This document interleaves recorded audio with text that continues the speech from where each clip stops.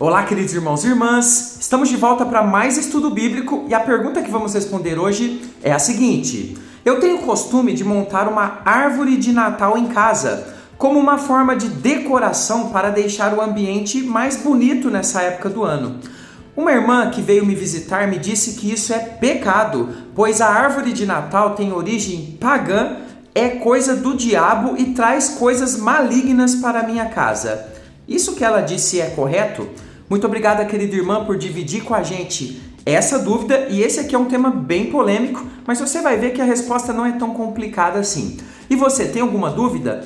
Seja da palavra ou alguma questão, coloque aqui nos comentários desse vídeo e eu vou escolher sempre, toda semana ali, as melhores dúvidas e vão virar vídeo aqui do nosso canal. Então, aproveite esse espaço abençoado. E claro, desde já, embaixo desse vídeo tem um botãozinho inscrever-se. Clique ali, faça a inscrição e participe com a gente nessa comunidade de estudos bíblicos, ok? E se é a sua primeira vez aqui no canal, eu sou o presbítero André Sanches, sou autor do blog Esboçando Ideias e também desse canal, e eu ajudo as pessoas a compreenderem a Bíblia ali de uma forma simples, mas com muita profundidade, sem linguagem teológica complicada, ok? Então eu vou te ajudar a entender esse tema hoje e para isso convido você, vamos até a minha lousa de explicações aprender mais essa questão, vamos lá?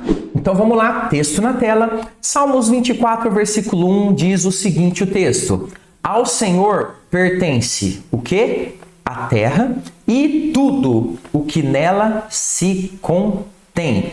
Todo o conteúdo da terra pertence a Deus. O mundo e os que nele habitam também pertencem a Deus. Guarde bem esse texto que a gente vai utilizar na segunda parte do nosso estudo, quando a gente trabalhar embasamento bíblico para a nossa posição a respeito desse tema de árvore de Natal e enfeites natalinos. Agora, olha só. Um crente compra uma árvore. Aí ele coloca luzes piscantes nela, os famosos pisca-pisca. Uma decoração bonita, com bolinhas coloridas e enfeites variados, como aqueles lacinhos muito comuns. Alguém vê aquilo e questiona esse crente. Você sabia que a árvore de Natal ela tem uma origem pagã? Ou seja, pagã significa que veio aí de uma origem de pessoas que não são de Deus, que inclusive podem até mesmo adorar outros deuses. E aí essa pessoa continua e diz: você está desonrando a Deus colocando árvore enfeitada dentro da sua casa. Irmãos, essa é uma das brigas, entre aspas, mais ferrenhas que nós temos nessa época do ano. Aqueles que amam o Natal de todo o coração e creem que você pode comemorar o nascimento, o momento do nascimento de Jesus, o acontecimento, melhor dizendo, já aqueles que amaldiçoam essa época do ano como se fosse uma época demoníaca com todos os seus símbolos. Então, se faz necessário entendermos juntos, de forma honesta, quem está com a razão. Eu vou separar esse estudo em duas partes. Na primeira parte, eu vou trabalhar alguma parte ali, algumas questões, melhor dizendo, argumentativas sobre essa questão. E na segunda parte eu vou vir com Bíblia, mostrando para você o que a Bíblia nos indica a respeito dessa questão e depois uma conclusão importante. Por isso, antes de fazer qualquer comentário, veja o vídeo até o final, por favor, para que seja sincero, Nós dois sejamos aqui sinceros na nossa conversa honesta e sincera um com o outro, ok? Bom, vamos começar então trabalhando a respeito da origem das coisas. Uma das argumentações principais é o seguinte: árvore tem origem pagã. Vamos falar um pouquinho sobre origem? Você sabe qual é a origem exata da árvore de Natal e também das guirlandas, que são muito usadas em nossos finais de ano, como enfeites em casas, prédios, ruas, etc. Você já fez essa pesquisa de forma sincera? Responda para você mesmo. Veja, eu fui pesquisar. Se você pesquisar na internet, você vai encontrar dezenas de explicações, dezenas de origens que ligam tanto a árvore de Natal quanto as guirlandas a rituais pagãos dos mais diversos, ou seja, pessoas que não amam o Deus verdadeiro e utilizavam essas coisas aí no seu dia a dia, faziam seus rituais. Então muita gente vai dizer que a origem vem disso daí, onde essas peças seriam utilizadas então até mesmo em cultos a deuses dos mais variados. Mas você vai encontrar também hipóteses ligando árvore de Natal, ou seja, os pinheirinhos enfeitados com nomes famosos do protestantismo, sim, aqueles homens fiéis a Deus que, de certa forma, criaram ou iniciaram o movimento da igreja evangélica, como, por exemplo, Martinho Lutero. Ou seja, você vai encontrar uma salada de opções sobre origem. Mas a pergunta que eu quero deixar a você, para a gente conversar juntos, é o seguinte: investigar a origem das coisas é um critério correto para saber se eu posso ou não usar um objeto, fazer uso de determinada coisa? Esse é um critério correto? Então conversemos um pouquinho agora sobre pesquisar a origem das coisas e você vai se surpreender com esse ponto.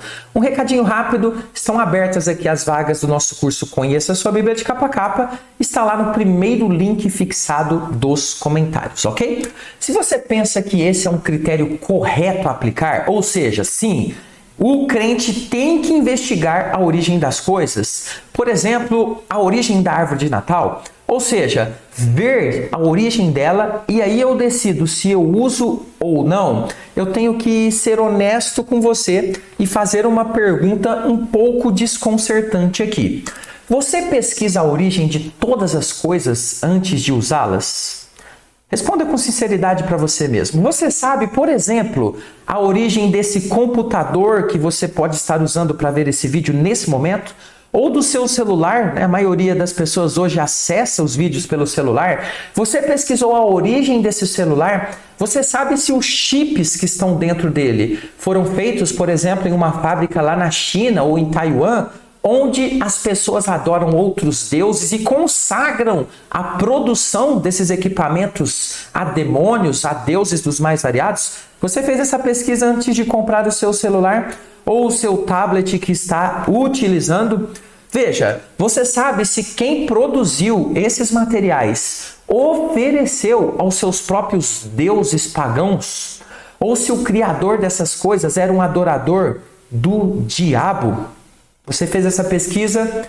Agora vamos a fundo, mais um pouquinho. Sabe se arroz e feijão que você provavelmente vai almoçar ou jantar hoje, na hora do almoço, na hora da janta, você sabe se ele foi plantado por algum agricultor que ofereceu a colheita aos seus deuses pagãos? Você fez essa pesquisa, você tem ideia se no mercado que você compra os seus alimentos, se o dono desse mercado todos os dias acende ali velas naquele altar que tem lá no fundo do mercado, que tem lá várias estátuas de várias divindades que ele acredita, e ele consagra todo aquele local e o seu conteúdo aos seus deuses? Você fez essa pesquisa antes de comprar? Ou se a fábrica que fez o beneficiamento, o empacotamento, se pertence a alguém que todos os dias oferece a sua produção a Satanás?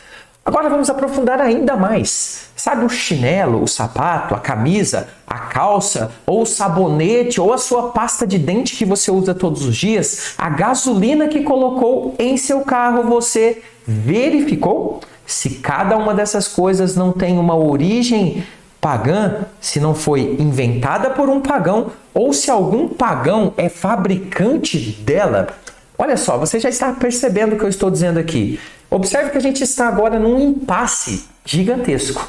Ou verificamos a origem de tudo, ou seja, somos sinceros, ou somos hipócritas de condenar apenas algumas coisas que eu acho errado e outras coisas eu não estou muito nem aí. Eu não estou ligando muito de investigar a origem. E a maioria das pessoas então cai nesse tipo de hipocrisia. Agora imagine comigo, você já pensou se nós fôssemos pesquisar a origem de cada coisa que nós usamos por causa desse medinho que muita gente tem do diabo? Se a gente fosse então, todos os dias que a gente fosse lá no varejão comprar uma alface, por exemplo, e aí a gente pergunta para o dono do varejão, onde você comprou essa alface? E ele diz, olha, foi do produtor tal. E aí você tem que ir lá no produtor e investigar se ele é um adorador do diabo ou se ele consagrou as colheitas que ele está fazendo ali a Satanás. Já imaginou isso?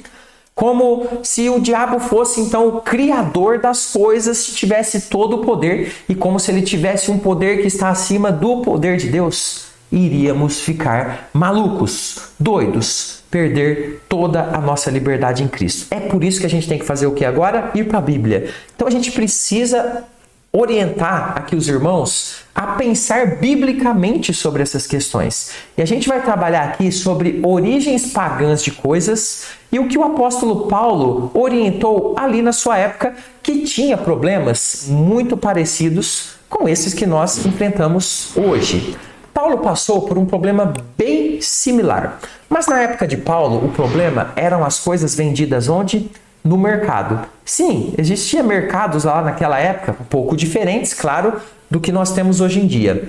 Mas era muito comum, principalmente nas cidades ali muito pagãs, onde o evangelho começava a penetrar e as pessoas tinham outras religiões e outros pensamentos, as pessoas oferecerem as suas colheitas, por exemplo, os seus alimentos a deuses que eles acreditavam. E muitas vezes os servos de Deus ficavam sem saber se aquilo que compravam no mercado era algo sacrificado e consagrado a ídolos. Então veja, pense a dificuldade do servo de Deus. Ele sabia que existia essa prática e ele precisava comer. E ele ia então lá no mercado buscar um alimento e ele poderia lidar ou pensar, olha, será que esse alimento foi sacrificado a ídolos? Qual foi a orientação de Paulo a respeito disso, irmãos? Não comer mais? Paulo falou assim, fique com bastante medo dos ídolos. Paulo disse, critique os comerciantes? Não, nenhuma dessas coisas. 1 Coríntios 10, 25 vai explicar o seguinte,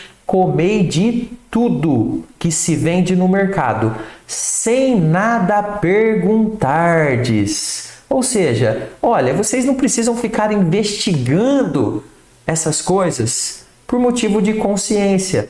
Porque, Paulo explica, Salmo 24:1, do Senhor é a terra e a sua plenitude. O que Paulo está falando aqui? Sabe as coisas que tem no mercado, meus irmãos? Foi Deus que fez acontecer aquilo. Foi Deus que fez brotar da terra. Foi Deus que fez o animal crescer. Foi Deus que criou o animal. É simples, a origem primária de todas as coisas está em Deus. O diabo, então, não é o dono de nada. É isso que Paulo está ensinando aos irmãos. Mas em outro momento, Paulo teve problemas com pessoas que proibiam outras de comer carne. Sim, algumas pessoas olhavam e diziam para aqueles crentes que estavam comendo carne, vocês não são de Deus, pois essa carne é uma carne que foi oferecida a ídolos. Mas aí a orientação de Paulo é libertadora. Observe 1 Coríntios 8:8, não é a comida que nos recomendará a Deus. Ou seja, a comida não vai fazer diferença nenhuma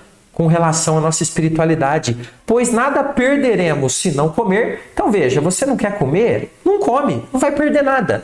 E nada ganharemos se comermos. Se você quer comer, não tem problema nenhum, pode comer. E isso não vai afetar a sua espiritualidade, porque do Senhor é a terra e a sua plenitude. Paulo deixa claro que esse poder que algumas pessoas conferem a qualquer ídolo, e a consagrações a ídolos, como se fosse ali o ídolo capaz de fazer alguma coisa, de realizar algum mal ao crente, ou até mesmo do ídolo criar alguma coisa. Isso é uma grande besteira, é conferir aos ídolos algo que eles não têm. E aí Paulo continua explicando, 1 Coríntios 8:4, no tocante à comida sacrificada a ídolos. Então veja, ele está considerando aqui que o crente ali naquelas cidades, ele iria em determinado momento ter contato com algo que foi sacrificado a ídolos, e ele não precisava ficar investigando. Mas e se ele comesse uma carne dessa? O que Paulo diz aqui? Sabemos que o ídolo de si mesmo nada é no mundo.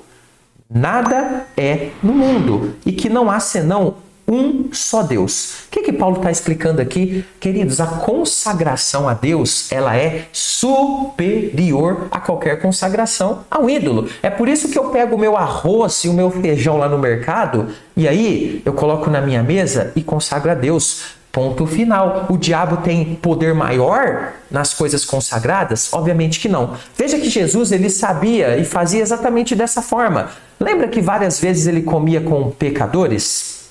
Certamente esses pecadores tinham seus deuses e muitos de seus alimentos eram oferecidos a seus deuses. E Jesus não ficava preocupado com esse tipo de coisa. Por quê? Porque Jesus sabia que essas coisas não tinham poder sobre ele, né? Ou sobre um servo de Deus. 1 Timóteo 4,4 diz: pois tudo que Deus criou é bom.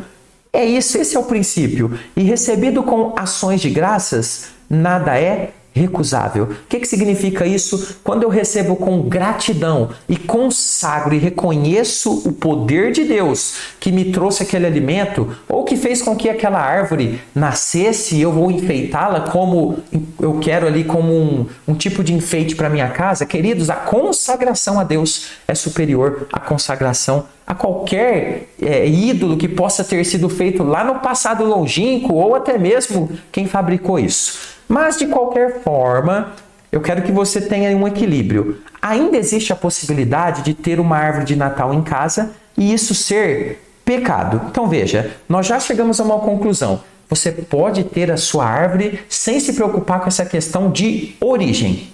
Esse é um ponto. Mas tem algumas situações que ter essa árvore vai ser pecado na sua vida. Então, vamos explicar agora quando que ter uma árvore de Natal é pecado para o crente. Isso está ligado à motivação.